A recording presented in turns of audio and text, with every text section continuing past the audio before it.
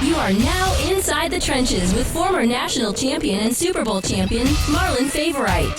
Marlon will give you in-depth insight on some of the top stories in the world of sports with a little Southern flavor. Here's your host, Marlon Favorite. What's happening, beautiful people?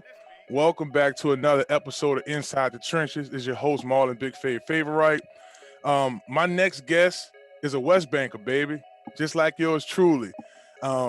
Just recently inked a deal with ESPN as a sports analyst, played at LSU, was a part of that start of a great era at LSU. We'll get into that later on. Won a Super Bowl with the Pittsburgh Steelers. Y'all, let's give a big warm welcome to Inside the Trenches podcast to my boy, Ryan Clark. What's happening, RC, baby? Ain't nothing, though. What's up with it? My guy, bro. Look, y'all, straight up, there's no secret. This brother, y'all know what I've done in broadcasting.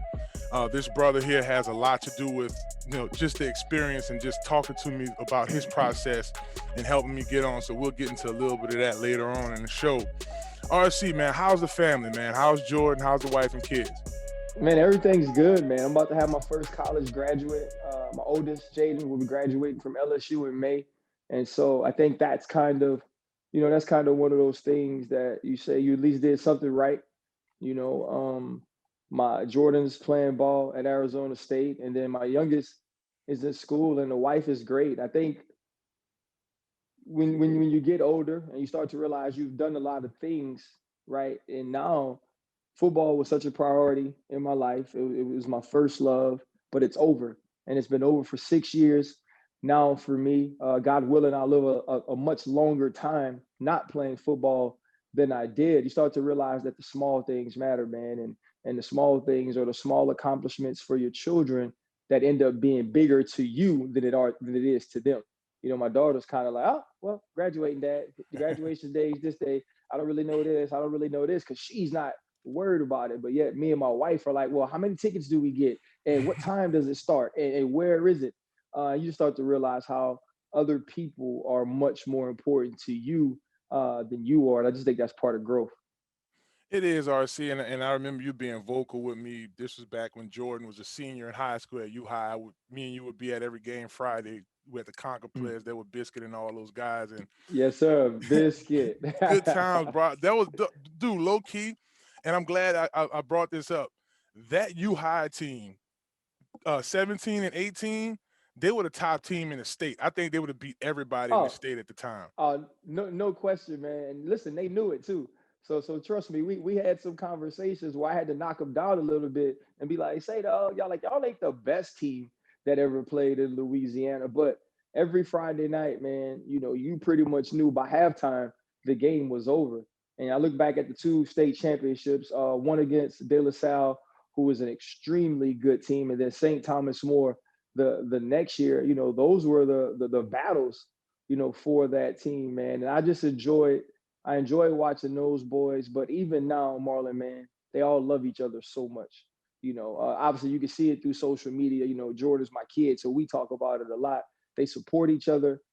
They cheer each other on. And I think in a world where you do see a lot of people pulling at each other and to pull them back, right, or to not see them succeed, or to think that your success somehow affects my success, I love the fact that those little dudes, man, are gonna love each other forever. And it's because they had a very unique high school experience. And, it was dope that you got to be a part of it. But I think about even those parents, you know what I'm saying? Q and JJ Harris and Brenda and, Gordon McKernan. Like, we all still close. We all still keep in touch. And it was because our boys were so good at halftime. We were just having conversation about life anyway. Coach Q's to be like, Coach Q's to be like, well, shit, Coach, man, Biscuit gonna miss this weekend because he out there with Jordan Clark, and they all went on senior vacation. Yeah. Y'all go ahead. Right. That's my boy. Very instrumental in the group of Baton Rouge clients I have to this date with Conquer. Like, I still go out there and train 12 D linemen every other weekend, and a lot of it has to do with him. And RC, that team and that time frame was very special because personally, I was going through that broadcasting process, jumping on ESPN locally and on radio and just doing the different television gigs across the city. And I was ready to take it to that next step. And I remember a conversation you and I had, and it reminded me of that. I was listening to your podcast a little bit earlier, Face First, the episode with you and Spears, and some of the stuff you was telling him about the process of getting in broadcasting. You were sharing that information with me, and which would just probably just seem like information passed along, helped me out a lot to get some of the opportunities that came on later on with the NFL Network, and being able to consistently work with LSU Sports Network. So I appreciate that, bro. 100. Oh, no doubt, man. Yeah, bro. That's two West Bank boys taking care of each other, man. That's what it's all about. So Jordan, he played his freshman year, 2019. He was able to still keep his red shirt because he played like 4 games, if I'm not mistaken. And they kicked their season off at the end of last year, where they had to postpone 2, so they finished 500, 2-2. Where Right. he's at with it right now, man. Is he really settling in to Arizona State? What's good with him? Well, Jordan settles well. He's one of those likable people, and so he's doing well. I think this year has been about growth, though. I mean, he was injured in the first game he ever played in college. He had a sports hernia. We elected to not get surgery, and so I did some of those NFL dad things that NFL dads could do. I contacted the right people, made sure he got the right treatments, made sure everything was on the up and up, and he was able to come back and play the entire second half of the bowl game. And I think that let him know he could do it. Then this year, they went through a lot. Those dudes were in spring football, got sent home. The SEC is going to play. The ACC is going to play. The Big 12 is going to play. The Pac and the Big decide they aren't. And so, he was dealing with that. And then all of a sudden, they're thrust into playing. The coaches get hit with COVID. And so it was one of those things where you had to be up when you were up, and when you weren't up, you had to be waiting to get up. And I think he did a good job with that, man. And it's a beautiful thing that you raise kids and you have kids and you raise them to make sure that they're taken care of because you love them so much and you want them to be safe and you want them to kind of not have to go through some of the things you go through. And eventually you realize that if you love them enough and you did it the right way, they become your friends. Jordan will be 20 in 2 weeks.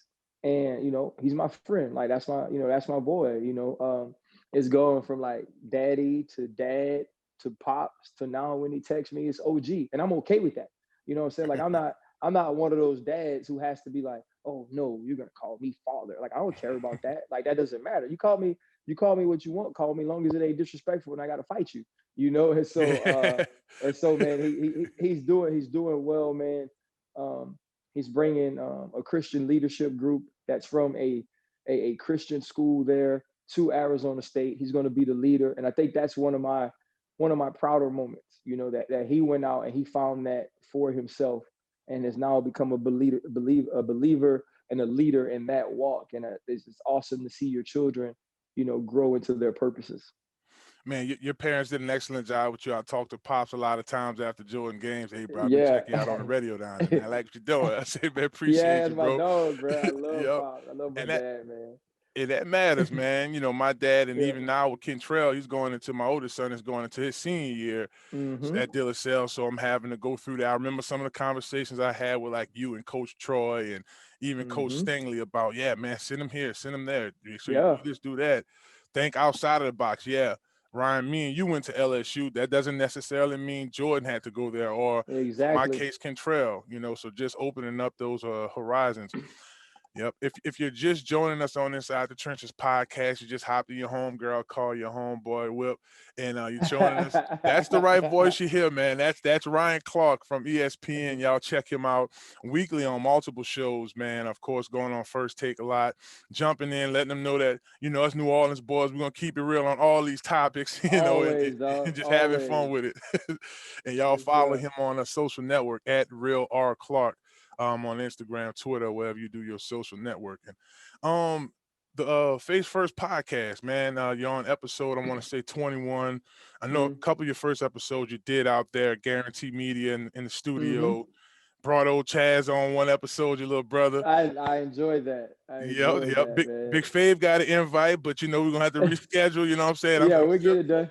You got Swagoo on there, so now it's time to go inside the trenches, get your boy, come on there, me and Glenn or whatever. But, man, Ryan, we've transitioned into this podcast where obviously, Hmm. as we're on one right now, and you being in media, being around, what's next at the top level of ESPN, do you think that the the resume now going into this business, and we'll get into that in a second as well, is it, man, do you have your own podcast? Do you have a YouTube channel? So on and so forth, or will that traditional television route, still stay the same? I think it'll be different routes for different people.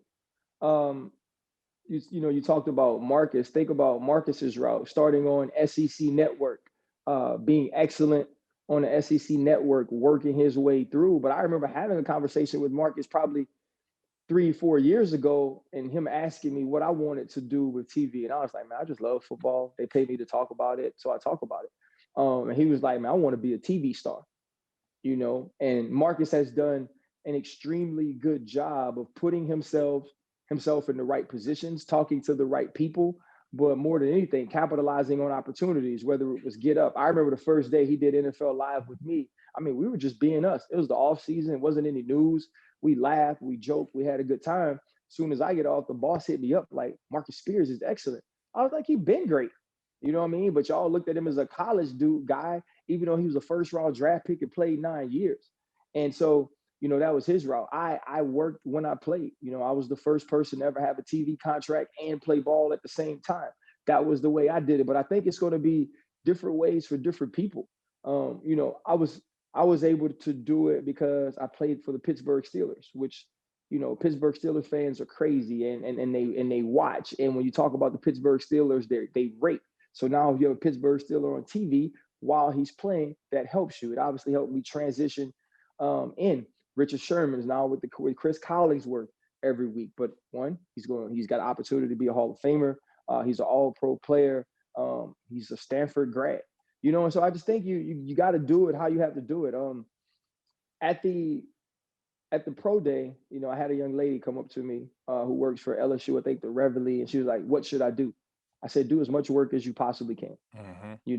Because they're going to be those people who go to school for it and who, have the grades and have that type of pedigree. And then they're going to be the people who get the work done, who intern at radio stations, who are PAs and different things for different networks. And so I just think all those things you go into, okay, let's do whatever we can possibly do in order to be into this business that we want it to be. I think for me, I loved football. I wanted to find a way to stay around it. And people thought I was funny. They thought I could communicate well. It seemed like a natural transition. You talk about the podcast now. I can be honest. The podcast is for me, right? Because when you do get on the network and you're doing Get Up and you're doing First Take and you're doing NFL Live Sports and whatever, people are normally picking your topics.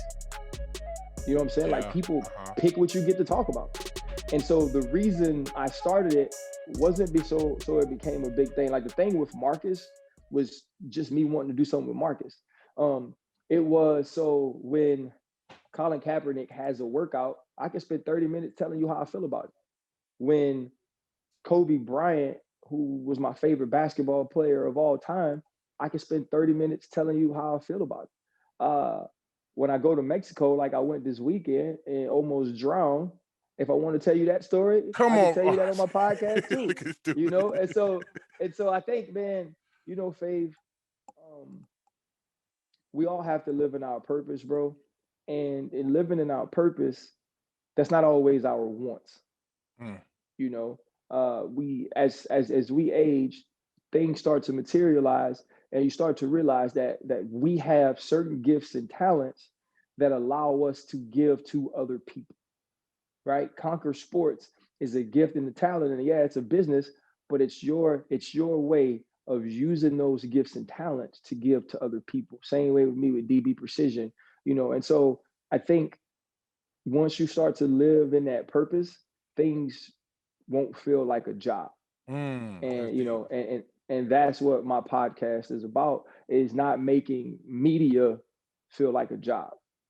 Yeah, and I think that's an important piece what you're saying there, RC, coming from another brother who wanted to do this, basically the same thing you just said. I was forced to retire. Like my last few years playing footballs with the New Orleans Voodoo Arena, you get paid a couple Right. $100. So after the season, it's like, hello, somebody. Right. I got to we do something. we gotta get straight. The tuition Right. gonna hit me in a few years, so I gotta Yes, figure it sir. out. So Yes, sir. um and I kind of I did communications at LSU. Now, did you have a communications or mass comm background when you I was in do. school? Yeah. I graduated from the Manship School of Mass Communication. Bingo. Um, but I wanted to be a sports information director, right? And so what I wanted to do, I wanted to do Michael Barnett's job, Yeah. and it was for a specific reason. Like I still remember, um, because like even when I see myself in college, even though I thought I was really good at interviews, I realized like how West Bank I was. You know what I mean? And I love watching it. Like I kind of cringe because I don't know what the hell I'm saying sometimes, but I love watching it because I'm like, man, yeah, like you are from Terrytown, you are from Marrero, and because I was good at the interviews, Mike would always come get me when we lost, Mm. right? And Mm-hmm. so you'd always have that walk. If you remember, Faith, you'd walk from your locker, right, to where we did the interviews. And I don't know if it was different for you, but we just interviewed right in the little tunnel where we came out, Yeah. right? Well, And they so took us they in that side room. They what they took us took us where we right. warm up at. Exactly. And so Mike would walk with me from my locker to the interview and we'd talk, right? He'd say, well, okay, RC, they might ask you this or they might ask you that, or be careful about this.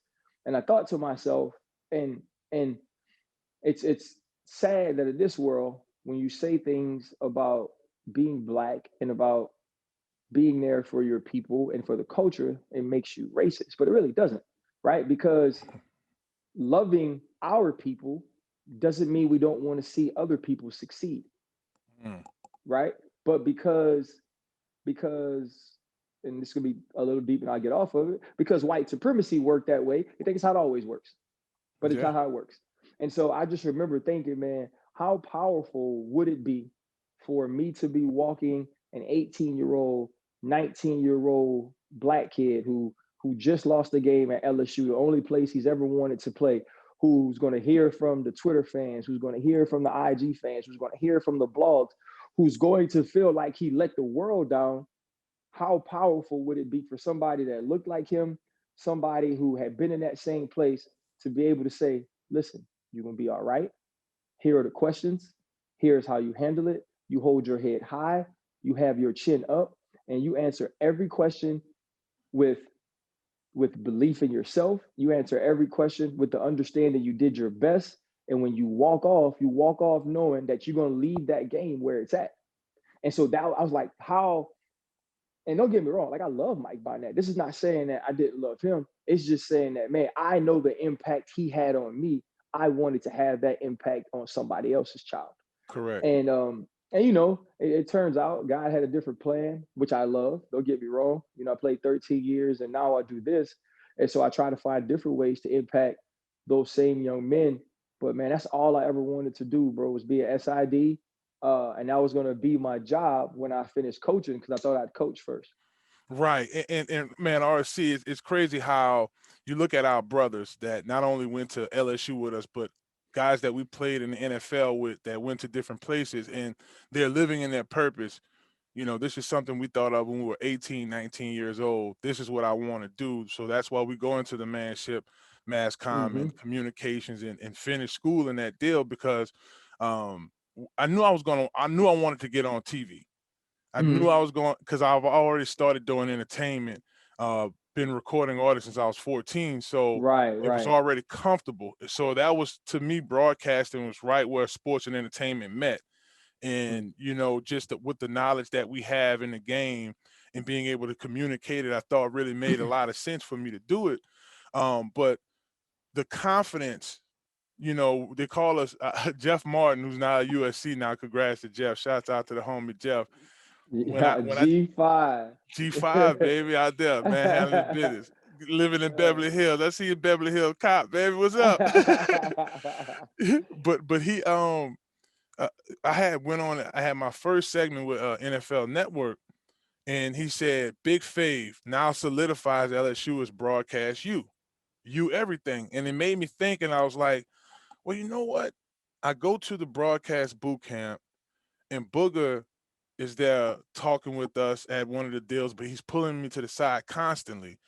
And Mm-hmm. I'm running into my man RC every week at U High, and he giving me little nuggets because I'm just watching you climbing, bro. It's a Hank Tyranny handshake. Like every time you go up, I'm like, there we go again, another short Right. put. There we go, Right. another Hank product. And I'm like, and it really motivated me because a lot of folks don't realize the transition from playing ball to whatever that next step is.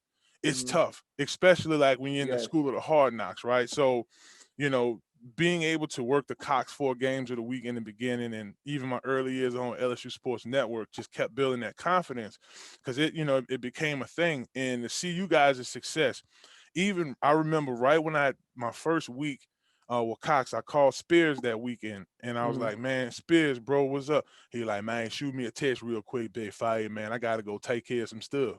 So I was like, "Oh, shit." He gonna stretch every word you heard. But shouts out to my Right. boy Right. Spears, right? And and he texted me. He was like, "Bro, the most important thing you gotta do, Fave, is make sure that you're being yourself. That's the most important piece." He said, "You have to be yourself, man." And I knew I was scared of my personality. I felt like my personality got me fired from some NFL teams. I felt like, it was just I didn't want to at this point as a second son I have, Right. years later, me and my Yeah, wife it's working real. on the third. I'm not messing this up. I got cut too many times from the NFL. But at broadcast boot camp, I discovered no, Marlon, the opposite. We want you. You'll lose your job with us not saying nothing and being. We want you to Right. bring it all out. And I thought about the conversation Spears had with me. So, man, I look no lie, Ryan, and I hadn't announced this on any episodes yet, but the song I dropped, Gorilla, is one of the first singles off from Ball and the Broadcasting. Like I'm Okay. literally Yeah. dropping a project I off of like this. that. Yeah, man, and it really explains this whole process. And when I tell you from that piece on, it was boom. And now it Mm-hmm. makes sense. It is, I mean, legit, you have like no lie, you Spears, you have Mm-hmm. Booger. All of us went to LSU, were connected some kind of way, and it really, I really felt like that energy was there. So, man, keep climbing because it's definitely working. If y'all just checking us out, man, inside the trenches, we appreciate y'all for joining us, man. Y'all listening to my bro, you heard me, been knowing this man almost about 20 years, low It's key, been a you heard while, me. dog. It's been a Ryan while. Clark, y'all check him out on ESPN every week, and y'all make sure y'all follow him at Real R Clark on the social network. Perfect times, RC, to segue into LSU, man. You and Yeah. I have had this conversation before. I even talked with Rohan about this one. I felt like that 1998, 99 to 2001 period, right? The transition between Coach Saban Mm-hmm. from Jerry DiNardo was the turning point for LSU, not only in recruiting out of the state, Yeah. but so keeping guys in state, because Mm-hmm. remember it was a time frame where there was a Mickey Joseph that went to Nebraska, there was a Vance Yep. Joseph that went to Colorado, Mm-hmm. and that era was huge. Man, talk to our listeners about what it was like playing for Saban, being that first wave, and then now seeing the success. And I know for you it had to be a trip because it's like, well, damn, we these should be some of our rings too. You know what I'm saying? You know what, man?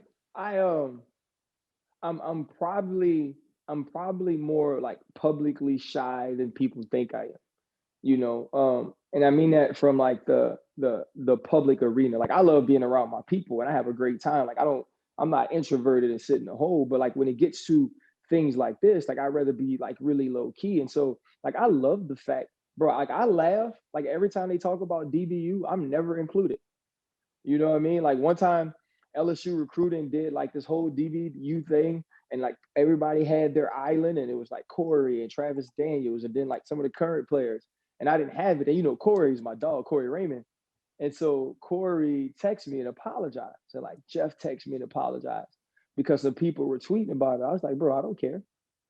You know, I think people forget about those teams because LSU became so much bigger, right? Mm, LSU became Marcus Spears with the pick six against Oklahoma, right? That was kind of the moment that introduced LSU in the world, or the Corey Webster pick. You have all these things, whether it's Matt Mogg, Matt Flynn, these different teams. And so I love the fact that the school became so good, so prominent in the national eye, that people forget about that transition.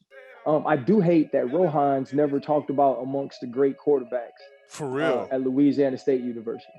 I think, and whether people want to agree with me or not, Matt Malk, who I played with as well, is not in the conversation with Rohan Davey. Matt Flynn is not in the conversation with Rohan Davey. Obviously, Jamarcus was the greatest talent we'd seen at the position, and Joe Burrow transcends them all, right? To me, the greatest college football season the quarterbacks ever had. But we have to start talking about what Rohan did at that school, right? It was the difference in who we were before Nick Saban got there and who we were that January night in the Sugar Bowl was Nick Saban and Rohan Davey. That's it. That was the difference, right? Rohan had to play behind Craig Nall. Rohan had to play behind Josh Booty. And that entire time, bro, all he ever did was lead, right? Like, even as the backup quarterback, that was our leader. That was the dude we looked to and knew that that's the way we could win football games. When he comes in the Peach Bowl and we win, we were like, yeah, this is him. Like, this is the guy. And so it was an amazing transition. But more than anything, we were dudes who had lost a lot, right? We were 4-7, 3-8. And to have Nick Saban come there, challenge us as to not being what football players were, as to not being good enough, and be the team that wins the SEC championship and wins the Sugar Bowl, I think it's something I'll never forget. And the Rohan Davies, the Robert Royals, the Jarvis Greens, the Brady Jameses, the Trev Falk among any of them. To have an opportunity to play with those dudes, man, I'll never forget it. And I'll never forget what we done. Trev actually gave me a call like 2 weeks ago and asked me to train Sage Ryan, and if Trev wasn't his uncle, I probably would have did it anyway because he's going to LSU. But I did it because Trev called, right? Like, I don't have a lot of time to spend doing other stuff, right? Like, I train my NFL guys, and I usually come home and spend time with my wife or try to get work done or do TV. And I was like, nah, for you, man, I'll do it. And that's based off of the journey we had and starts the journey we had of turning that team around. Yeah, man, it's so many notes from that team, and I guess me sitting on the cusp of all of that, coming in 2004, right when Saban, my first year was Saban's last year, so the remnants of all of that was around Marcus Right. Randall, Corey Webster. We talk about Mm-hmm. Spears, and in RSC, you made a good point about Rohan. Just having a conversation with him, this might have been my second season with LSU Sports Network. We talked about how he opened that floodgate of Miami and that South Florida Yeah. coming to Yep. LSU. I mean, in my time frame, that's all we had. It just had to have started Mm-hmm. somewhere. And Ali Highsmith, Dwayne Bowe, Right. uh, Terrell McGill. I mean, the list goes on all the way down to be honest, which is deep as Patrick Peterson. Like, all of those Yeah. guys, That's Rohan, real. because I mean, it was automatic. Ricky Jean Francois, like, guys like that wouldn't have came there unless it was already a line of Those players guys went coming to there. Miami, bro. Yeah, Period. Like, those dudes went to Miami, Florida, Florida State. yeah, You weren't going to get those type of players from Florida because they had 3 schools that lived in the top 10. yeah, yeah. But it was Rohan having success, the team having success. I think that played a big part in that.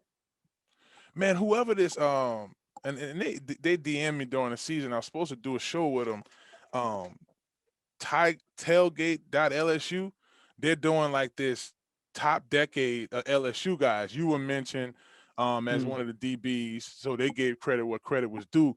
And I was looking at Rohan connecting with like Michael Clayton and Josh Reed, in some of them games, those passes were next to impossible. This dude was like really before his time. He Like the was, arm bro. strength. Bro, I'm telling you, Yes. no cap, dog. Like, Yes, dog. Ryan, we West Bank cats, we football guys. Like, this is Bruh. what we do. Like, that dude, for real, and I mean, I think Joe Burrow had broke one of his records, and then that's when he was mentioned again in 2019. Like, dude, like Rohan really, y'all kicked off that LSU success, dog. Like, for real. Think about it. It was Skylar and them won in 03. That was 2 yeah, years after he was gone, right? the crazy thing about it, like you go back to Josh Reed before we get the Jamars and before you get the Devontaes, who by the way had more games than Josh Reed and Rohan did, right? That's when they weren't, because you got to think they weren't counting bowl games then. Josh Reed went for like 2-something in the bowl game against Illinois. Damn, man, that's crazy. Right. So I think he was sitting at something like 1700, and that was because of Rowe. When you playing in 2001, that's not the run and gun spread offenses we play with now, right? You wanna run the ball. It was about LeBrandon Tofield and Shit, Dominique Kev. Davis. You know Yeah. what I mean? And so now when you look back on it, I just think, man, I wish at least he would get more credit. I think what happens too is sometimes the pro career bleeds into how people see you as a collegiate athlete, right? When now I think this dude's the greatest defensive player that's ever played at LSU, Tyron. He also has had an amazing pro career, so people will always remember him fondly. Fondly. We'll always, because we're like, yeah, he was good then, he was freaking great then. Yeah. But I think true, like people who aren't true Tigers are going to forget that Glenn Dorsey was one of the most dominant football players to ever live in college. He just was. Yeah. And because his pro career was what it was, people from the outside won't know, but that dude took over games. Hurt. Man, I can remember sometimes like, man, Ryan, this Kentucky game, this is 07, the national championship. We went triple overtime with them boys. Man, me and Glenn look at the play sheet the next day. Man, we had 93 plays in that game. And Glenn was on a bum leg. Like, it was a different, and RSC, again, back to y'all era, like, it was some dogs at LSU when we got there. Yeah. Like, cats that may not have, like, excelled in, like, I always hit a Tim Pope story. Like, Mafia couldn't break this dude. They say this dude was just, like, military crazy. Like, Marlon. like, we hear about cats like this, bro. I think I'm a tough person. You know what I mean? And when you're from the West Bank, I always tell people, it's not that people I grew up with love to fight. It was that none of us were scared to lose a fight. Losing fights keeps people from fighting, right? Because they have a fear of losing it. So they're like, hell, I'm gonna try my best tonight. But people where we from, like, they never had that fear. It could be the skinniest dude that we grew up around, whether it's Harvey, Gretna, whatever, man. Like, you see him at Melot, you see him at Kings Grant, they gonna throw. Like, that's what it was. And bro, Tim Pope, and probably still to this day, dog, is one human that I was extremely nice to all the time. Right? Because you never knew when he was gonna snap, but you knew if he snapped, you couldn't stop it. Yeah. He was just one of those people, man, that got to school, that was built a certain way from a physical standpoint, from a mindset standpoint, and one of those tragic stories of a guy who couldn't put it all together, and you've seen people like that, man. But when you look at our school and some of the people we've recruited and some of the names that people don't know, I think a lot, man. Yeah, I think you start to realize the type of talent LSU has had. They have. And speaking of LSU's talent, this year, pro day for LSU, we had 4 cats running 4.3. Like, it's different, bro. Hey, recruiting, different deal. They recruit them big and fast now. Like, that's how you do it. It's just how you do it. One guy that I know y'all talk about a lot on NFL Live and on ESPN is Jamar Chase. I mean, every time we turn around, that's who we're talking about. Do you see him still like, I just feel like something with Cincinnati, RC, like either Cincinnati or Miami are 2 teams that's really barking at me. I think Jamar comes off the board in top 6 picks. You can't necessarily say where. I think it depends on if those teams that are in that area says we believe Jamar Chase is the best receiver. We think Kyle Pitts is the best offensive skill player. Hmm. Right? Because when you look at Kyle Pitts, you could probably think Darren Waller of Oakland, Mhm. and who was a receiver coming out of college. And so it's, do we think Darren Waller type production is better than Julio Jones type production? Oh, You know what I'm gotcha. saying? And so you look at it from a positional standpoint, because if you get 1,210 tubs from a tight end, that might be worth more than 1,408 to 10 tubs from a receiver to you. Correct. And so I think that's what you have to weigh. What matchup piece he gives us. It's almost saying, okay, Tyreek or Travis Kelce, and obviously Jamar doesn't look like Tyreek, but I'm saying, do you like the production that Tyreek gives you, or can you get Travis Kelce type production from Kyle Pitts? But I think Jamar is the first wide receiver off the board. I just don't think people, man, bro, it's out of sight, out of mind, Fade. It just really is. Yeah, We started watching Devontae this year, and boy, it was special. it was special. And I try to, I also remind folks of, bro, that Devontae Smith is not from freaking Alabama. Oh, he from A Me, baby. Got to tell him. He He a from Louisiana Right, he boy. from A Meat. You know what I'm saying? Like the first two, the best rookie wide receiver last year was from Louisiana, from Destrehan, Louisiana. The best rookie wide receiver this year is gonna be from Louisiana, whether he's from the West Bank or whether he's from A Meat. And as great as Devontae's year was, and I'm not gonna poo-poo it in Correct. any way, it was not as dominant as Jamar's. Mm-mm. Think CJ Henderson, number one corner in Jacksonville last year. Trevon Diggs, number one corner in Dallas last year. Right? AJ Terrell, number one corner in Atlanta last year. You know what else they all have in common other than being the number one corner? Jamar Chase ate their face off. Oh, cat right out of Woodmere. Hey, Right out of Harvey. he ate their face off, dog. It was crazy. And so I think he's going to be great, man. I think he's going to be picked in the top 6, and he's mean as hell. Fade, I've known him since he was 15 because I coached with the bootleggers and different things like that. So I was walking over to give him his time after he ran, because now I'm standing behind scouts. Fade, 2 to 3 of them had him at 4.34. Right? Wow. One guy Yeah. had him at 4.31. I'm standing behind the dudes doing this. Right? So I walk over to him, and I was like, just walking past like this. I was like, 4.3. And he goes, better be.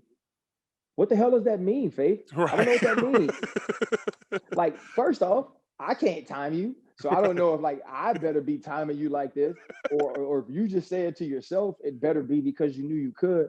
But I do think it's that level of competitiveness, that level of confidence that's going to make him an immediate impact in the NFL. Got to talk about another West Banker, Racy Mcmath. Someone, in my opinion, helped his stock, didn't he? Like, where do you see Racy landing in the draft? Bro, have you ever been close to him? He's tall, man. Yeah, But he's he's lengthy. he's a massive man though. Like He's big. Racy's 220 and swole with long arms and runs a 4.3. I think Racy's the thing for Racy is, one, how do people see his wide receiver room? Right? Do people recognize that Terrace Marshall is probably going to be a late first round, that Jamar Chase is going to be the first overall pick, first wide receiver pick, that Justin Jefferson broke records as a rookie? So you can say, okay, when we look at the production, maybe the production isn't as high because he played behind 3 dudes who could be Pro Bowlers and All Pros. Yeah, right? Pretty much. Right. So if you see that, now you start to get in the middle rounds, right? You get 3rd, 4th round. If there's a run of some of those wide receiver names early, we can start to hear Racy, because I just think he could do, from a physical standpoint, so many things. Truly helped himself with his pro day performance. And I got to watch him work down at House of Athletes with Mo Wells another LSU boy that's down there doing big things as a trainer, and he's a grinder, right? There were kids, and I won't say their names, that I'd go and wouldn't see, and wonder, where are you on speed day? Where are you on skill day? Racy was always there. Racy was always early. Racy was always present. And I think those things bode well as to what he can be as a professional as well. Well, Brian, you are DBU as well, Clark. So we can't leave this pro day conversation about LSU guys without talking about, cats like Carey, Stevenson and Jacoby. Yeah. Jacoby, so these players, right? Kerry Vincent, hmm who also ran a 4.3. Where do you see them landing in the draft? So when you look at Jacoby, it's going to be figuring out what he's going to play, Okay. right?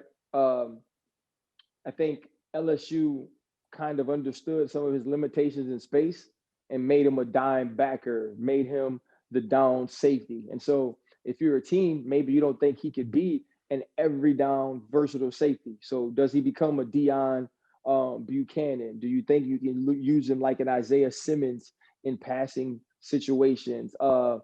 What's I'm flipping my mind. Shaq, I forget his last name in Carolina. Oh yeah, You know, I can't think his name he too. played, yeah, Shaq. They yeah, drafted him first round a few years, like yeah, two his years first ago. round guy from Washington. And so you start to look at all those things and you say, okay, maybe he can do that. Or like when I saw him fade, he had slimmed down. He Mhm. runs 4.5. He jumps 40. He jumps 10.8. Just showed explosiveness. I don't think you necessarily saw on film. So now the scouts and the coaches got to go back and say, okay, do I see this 4.5? Do I see this 40 vert? And so I think he's a middle round guy. And then Carey, I mean, who didn't know he was gonna run 4.3? He ran 10 flat. Right, exactly. Track guy. Duh. Um, I think he's a nickel in the league. A Mhm. guy who, if he can show that he can tackle, put on weight, maybe gets to move into the free safety spot. Because we got to see him do some of those things. Think back to the double pass in the semifinal, Oklahoma, right? Middle Yeah. of the field safety. They swing it out, they throw it downfield, tracks the ball, goes up and gets it. So he's shown some of those safety skills and obviously the nickel coverage skills coming out of high school in Texas at corner. And so I think he's a middle round guy as well. And that's good. That puts you in the building. Getting put in the building gives you opportunity. Taking advantage of those opportunities makes you a rich man. But they'll both have opportunities to do that. Yep, man. RC, before I let you go, I got two more questions for you. I gotta leave on a fun note, and this is an entertainment show, so we're gonna have some fun Always at the end good. on the outdoor. Always good. But man, it's a lot of undrafted free agents, cats who've been bouncing around the league for a while, or may not have the opportunities the Marcus Spears or the Glenn Dorsey's had in the world. What advice do you give that young player? Because you're someone who was undrafted in Mhm. 2002, played at the Giants, spent a Mhm. long time with Pittsburgh, had two stints at Washington, man. What's the key to success for undrafted free agent? Blessing that helps. Uh, being lucky. Um, True statement though, man. It's self awareness. You know, you have to you have to be realistic, and you have to know what your strengths are, what your weaknesses are. What your strengths are, you got to accentuate those every day, right? I knew they thought I was smart, or I knew I was smart, so I was always the loudest one in the walkthrough. I was always able to take the meeting room to the walkthrough. So I made sure I was loud enough where you hear me, where okay, that guy's doing this thing. They knew I was physical, so I was always physical in the game.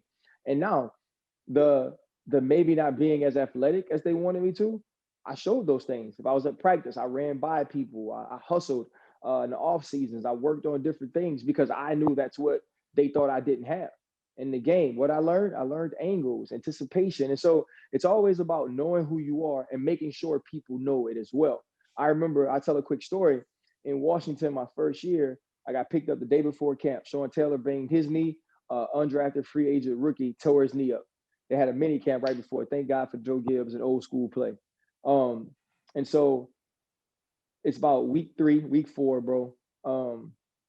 And so my family didn't come because I was like, shoot, they're gonna cut me any day. Like I have no worth to this team. So I would go to Boston Market, get food, come back, watch film. I was about done, and I hear Joe Gibbs talking to one of the coaches in the office, right? So he's walking down the hall. So when he gets done, I know he's still coming that way. I walk out and go use the bathroom. It's probably about 8:30, 9 o'clock. You know what I mean? I'm pretty much done. But he saw me, right? And then seeing me, he said, RC, Ryan, what you doing? I said, oh, coach, I just rather watch film here than trying to watch on my computer at home. Next day in the meeting, bro, he goes, you know why Ryan Clark can play dime, can play strong safety, free safety? He's like, I'm walking to the bathroom last night at 8:30, and he's in here watching film. Now, that doesn't mean that there aren't people at their house watching film, but coach don't know that. What he knew was I was. You see what I'm saying? And so now he equated that to the reason I did so well picking up defense or knowing what offenses were going to do. I knew they thought I was smart. I knew they thought I worked hard. I gave them proof that I did. And I always think it's about as much about what you do and how they see you as, you know, who you see yourself as. And I made sure to know that that's who I thought I was and that they knew it too. Out of sight, out of mind too. You know, you show Yep. visibility. You're very transparent, man. That's huge. Ryan, bro, this is a sports and entertainment podcast, so I would be out of pocket if I don't talk a little music or something with you. Now, I Okay. heard you on with Stephen A. and all those cats talking about different, you know, albums and stuff like that, quoting rappers. What's Ryan Clark's top 5 Ooh. albums of all time? Your top 5 albums, hip hop albums. Wow. You're gonna Yeah. do that to me in Yeah, front of I'm the gonna do that people? one to you, bro. I want to know. I know you're a cat. Oh, in front of the Early people. what late 70, early 80, baby. You know, you came up in the Yeah. era, so you should be able to know from the beginning of hip hop to where we at now, brother. So if a Pooh Shiesty hops in there, I understand you got a young son. You know what I'm saying? No, he's not because his name is Pooh. Not happening. So Faye, in no order. 400 degrees. I Okay. think that was because we already knew BG, right? We knew Baby, we knew Juvie, we knew Turk, but that's when the world found him, and it wasn't commercial yet. You feel me? Mm-hmm. They didn't change from the Hot Boys for 400 Degrees. They were still who they were. Like that album, bro. I play that album still. Oh To yeah. me, that's one of the greatest rap albums of all time. The Blueprint. I Yes. think like I still think like it's still so relevant today. If you listen to it, I actually listen to it when I ride my bike. Okay. And so I don't know if this was counts as hip hop, so you're gonna have to tell me. The Miseducation of Lauryn Hill. Well, that's a hip hop album, brother. Yeah, Yeah, that's up that there. that Hip is to hop be R&B. an amazing album. Marshall Mathers LP. I think that I think it's just, you know, and I understood that like Eminem didn't really rap about stuff that like we loved, you know what I mean? And so like, but the wordplay and the lyrics and the think about the storytelling of Stan and Kim, Yeah. right? Like just you can't. And I know people are gonna be like, oh, you don't have like a Pac album or a Biggie album, but y'all ain't from New York or California, so shut up. Um, and this is a personal favorite of mine. I think I think this guy will go down as the best music maker to ever rap. Listen to that. I don't think Mm, he'll go down as the best rapper.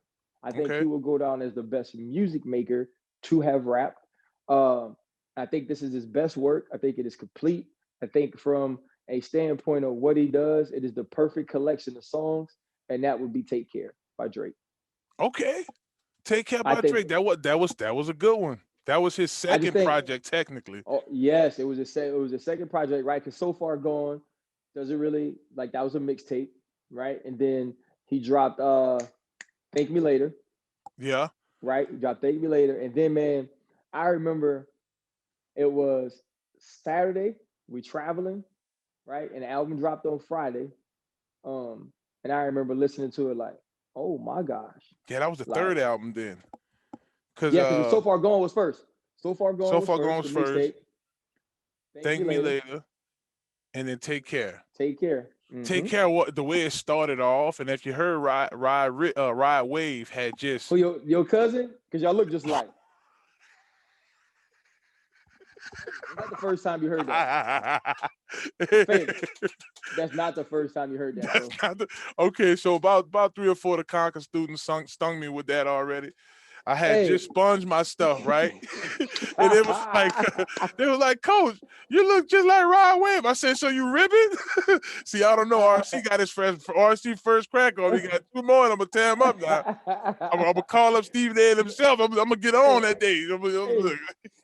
Mark, that's a good one. No, I heard that.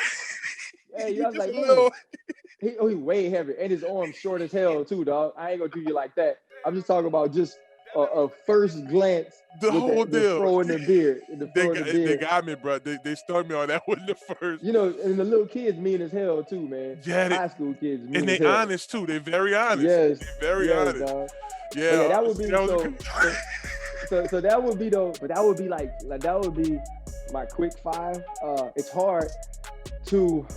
I want to fly you. I could have sent this one in the pre-interview. I love that because you know what too though. It depends on how you feel about like the droughts and no ceilings and all those. Yeah. You know what I'm saying? And see, that's the only difference, RC. I would probably pull out. Now, Eminem is a staple. I'll probably pull that out and probably put in Lil Wayne's Carter 3 because I felt like that's right when Wayne really went commercial, but that's what the people were looking for. You know what I hated about that? So I love the Carter 3. I think it's an amazing album. Do you know what I hated? That people had been asking him to be conceptual, right? To make like radio songs. And he gave them people everything they wanted, and they still hated on it. They still hated on him. And at a time where hip hop wasn't selling records, he dropped so $1 million. Crazy. Yeah, that was it's so that album. And Drake is in there too. Now I'm sorry, Miss Lauryn, because she's on my R&B list. I will pull Lauryn out and I will add in Kanye West, College Dropout. That's just me. I know that's probably in your top 7. But so you think College Dropout though is better than Graduation? Ooh, oh man, that's tough. I kind of want to put that as a triple disc, those first 3. right. But it was go College Dropout, Late Registration, because Late Registration is amazing too, bro. Those first 3. Yeah, it was those first 3, man. For any artist, you got to have them. The hardest first 3. The hardest first 3. That's the hardest first 3 to me. Like, there's no, because if you go now, because another album, Ramon Foster, who I played with, asked, what's the best official debut, right? And so he had, which is also a classic, Jeezy, Thug Motivation. Ooh, dog, that was that's they don't have a miss. There's no misses on that album. None at all. And what I said was, because I couldn't use that one, I went Get Rich or Die Trying. Yeah, and that was another honorable mention album, I would say too. Honorable mention. That one. Yep. And I would probably say if I were to pull from Drake's catalog, I would probably take not Views. Nothing Was the Same, More Life. Nothing Was the Same. That to me, that when his head is in the clouds. Yeah. Because it was the art behind that album. So I think that's probably that one. That's some good ones. Bro, I'm gonna say this though, Marlon, man. And Rod Wave tried to do it, but anytime I hear how I'm feeling, it doesn't matter. No, anytime I hear that, bro, I be like, oh. Yeah, Take Care was complete. That was his most complete album. Because you had The Weeknd on there. That one was good. Take Care was serious. Yeah, think about this, bro. Take Care had The Week, but he had that's when it had it was Motto, right? Yeah. Hell yeah, effing right? Oh, you know what? I'm mixing my albums up. What was called the John B remix? That was on Take Care? Calling on you. Not that. So I think that might have been. But only on camera. Oh, yeah, that was, because remember, that's I'm talking Take Care in there. That's my favorite Drake album. I mixed those 2 up. Dog. Yeah. That Take Care was serious. Because if you remember, Kendrick that's before Kendrick Lamar dropped his first album. Kendrick had a whole song on there by himself. That's right. He showed as an interlude, bro. That album is, because think about it too. That's the one that 3 Stacks is on. 3 Stacks, yeah, The Real Her. Yes, dog. HYHR with him and Wayne when they Yeah, man. Come on, yeah, Faye. practice. I'm tripping. Yeah, take care. Yes, That's the dog. one. That's the CD. I got those two mixed up. Now the recording sound on Nothing Was the Same was good, but it had a lot of misses on Nothing Was the Same. Take Care didn't have Yeah, any misses. yeah. Some of the songs on Nothing Was the Same. I was like, oh well, okay. But Yep. that Man, with RC, bro, I ain't gonna hold you long, bro. Look, I can hear the kids in the background. What am I saying today? But no, I gotta get you back on again because we have to finish this conversation. It's bro, so you know much more what? that we have to talk I about. would say this. I think what we should do, man, is our next conversation, no matter what the people want, is or what the people want us to do about football, is just go talk. Like the best things we did on here was life, right, and fun, right? Talk about like we could have talked about those albums forever. And so next time I'm on, man, I'm gonna put together some questions for you. You put something together for me. We just gonna let it roll. Man, let's do that and let's make it soon too. And I'll be out in Baton Rouge for Hit the me up. spring game and all kind of other stuff too. So we back in that mode again. Man, that's my brother right there, Ryan Clark. Y'all make sure y'all follow him. Like I forgot who was on the podcast. It was so real. You heard me?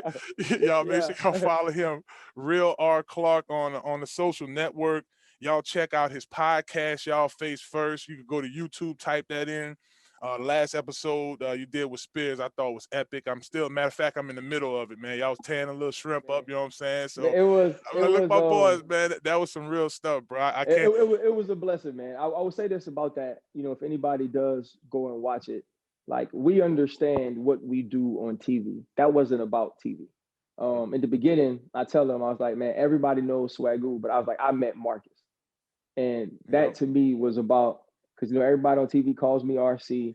That wasn't about RC and Swagoo. That junk was about Marcus and Ryan, a kid from the West Bank, a kid from BR, who are now seen differently than they were being raised. And so I wanted the world to see that. We'll start cutting up again at some point, but that was Yeah, man. important. And look, they just, I'm telling you, they just missing me, y'all. You know, Booger come through there. He might be the host of this thing, but see me, Bullet RC, too and bougie for me.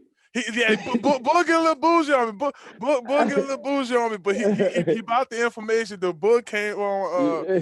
I had to fill in quick story. I had to fill in for my boy D Grubbs on Mhm. iHeartRadio in 2019. So I had him on or whatever. It was a 15-minute segment. He's like, all right, we gotta be out at 12. Best believe at 11 minutes, he's like, all right, bro, we got a minute left. I said, I got you, dog. I got you. Dog, I that's respect book. it. Busy man. And me and Spears, bro, like his my freshman year, his last year there, we dropped a couple of songs together too, man. We like Spears are getting the Man, boot get y'all back freestyle. on it. Yeah, huh? Gotta get y'all boys back on it, man. Yeah, we got to get back on it, man. Get my boy K Cooks on the hook too. You know what I'm saying? My dog K Cooks do his thing too. I know that's your people. He does all my music, man. He did the face first.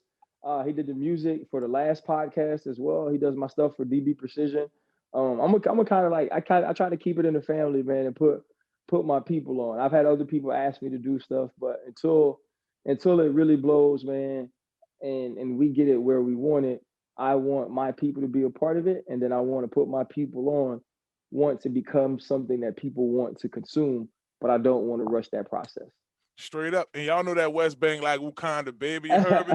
We My represent dog. real talk. Hey, RC, bro, look, I said on the show, man, RC ain't never gave me a dollar, but a wealth of information that I take more than over any dollar. Now, if you add a couple of zeros, that's different. Hello, So I somebody. got you, dog. But but but you feel what I'm saying though, y'all. So y'all take that nugget with y'all for sure. Y'all make sure y'all follow my homie. That's real. You know what I mean? Well, Good, bro. that does it for another edition of Inside the Trenches. We want to take this time to thank God for waking us up this morning, baby. Secondly, I want to thank you, the listeners, for tuning in, reposting, retweeting, sharing the show with a friend. It's greatly appreciated. Want to thank our guest, Ryan Clark. Y'all make sure y'all check my brother out right off the West Bank, doing it big on ESPN right now, and just continue to climb. Y'all keep him in y'all prayers, and y'all check him out on Instagram at real R Clark. Man, also we want to thank the production for the shows. The beat y'all hear in the background and in between the breaks. Deli Boy on the track, Tony Flo on the track. We want to thank the NOLA Gold Rugby team for supporting this podcast. We want to thank Conquer Sports for their support as well. If y'all want to become a patron to the show, y'all make sure y'all hit us up at Big Fave 504. And man, we're gonna keep this party going. And if you forgot anything we talked about today, remember this: God is love, baby. Peace. Thanks for tuning in to another episode of Inside the Trenches with Marlon Favorite.